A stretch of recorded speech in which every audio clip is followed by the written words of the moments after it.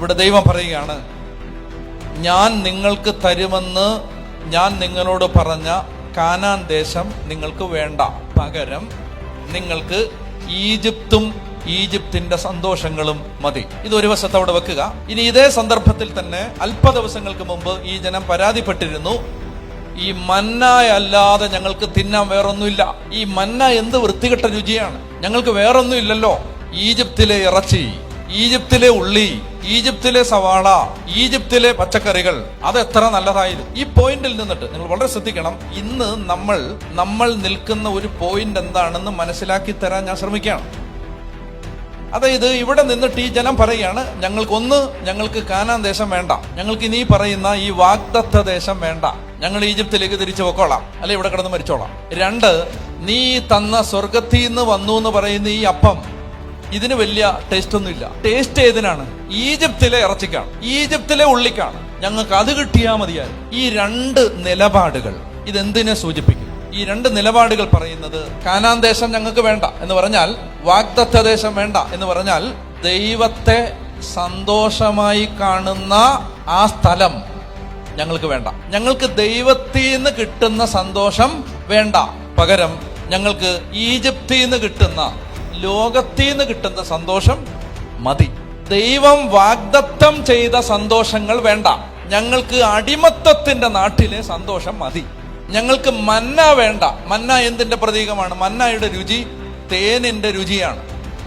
മന്ന കാനാൻ ദേശത്തിന്റെ മുന്നാസ്വാദനമായിരുന്നു. വാഗ്ദത്ത നാടിന്റെ ഫോർ ടേസ്റ്റ് ആണ് മന്ന. അവര് പറയാണ്, ഈ മന്ന വേണ്ടെന്ന് പറഞ്ഞാൽ അതിന്റെ അർത്ഥം വാഗ്ദത്ത ദേശം വേണ്ട എന്നാണ്. ഞങ്ങൾക്ക് ഈജിപ്തിലെ ഇറച്ചി മതി. അപ്പൊ യഥാർത്ഥത്തിൽ ഈ ജനതയുടെ പ്രശ്നം, അവർ പറയുകയാണ്, ദൈവത്തിന്റെ പ്രിയപ്പെട്ട ജനമാണ് ഞങ്ങളെന്ന ആ വാഗ്ദാനം, ദൈവത്തെ ആരാധിക്കുന്നതിലുള്ള ആ സന്തോഷം, ദൈവം പറഞ്ഞ കൽപ്പനകൾ അനുസരിക്കുന്നതിലുള്ള ആഹ്ലാദം, അതൊന്നും ഞങ്ങൾക്ക് വേണ്ട.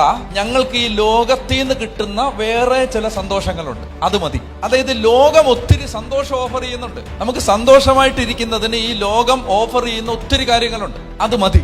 ദൈവം തരുന്ന സന്തോഷം വേണ്ട. ഉദാഹരണത്തിന് സ്വർഗം, അതിനെക്കുറിച്ചൊന്നും പറയണ്ട.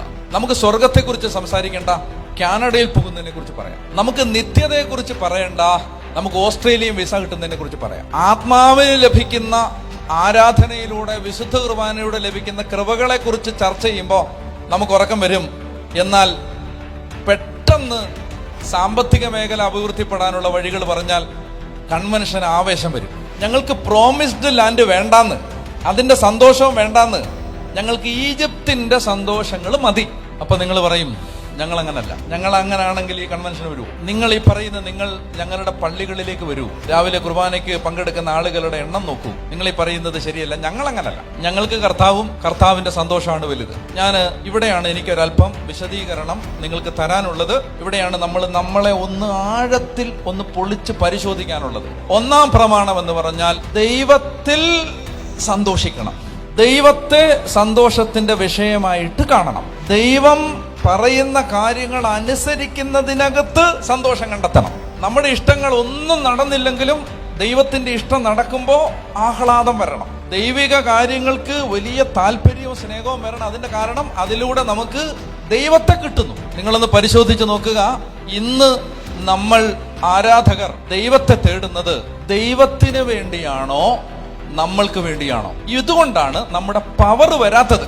ദൈവത്തെ തേടുന്നുണ്ട് ആളുകൾ, ദൈവത്തെ അന്വേഷിക്കുന്നുണ്ട് ആളുകൾ, പള്ളിയിൽ ആളുകളുടെ എണ്ണം ഉണ്ട്, കൺവെൻഷന് നല്ല തിരക്കുണ്ട്. പ്രശ്നം ദൈവത്തെ ആണോ തേടുന്നത്, അതോ ഈ ദൈവത്തെ തേടുന്നത് നമ്മുടെ ഈജിപ്തിലെ സന്തോഷങ്ങൾക്ക് വേണ്ടിയാണോ? ദൈവത്തിന് വേണ്ടിയാണോ ദൈവത്തെ തേടുന്നത് എന്ന് പറഞ്ഞാൽ, കർത്താവിനെ കാണുന്നതിലുള്ള സന്തോഷത്തിനാണ് കുർബാനയ്ക്ക് വരുന്നത്, കർത്താവിനെ സ്വീകരിക്കുന്നതിലുള്ള സന്തോഷത്തിനാണ് കുർബാനയെ പങ്കെടുക്കുന്നത്. അല്ലാതെ 10 കുർബാനയെ പങ്കെടുത്താൽ ഈ കെട്ടഴിയും എന്ന് പറഞ്ഞിട്ടല്ല. കർത്താവിലാണ് സന്തോഷം, കർത്താവ് തരുന്ന കാര്യങ്ങളിലല്ല സന്തോഷം.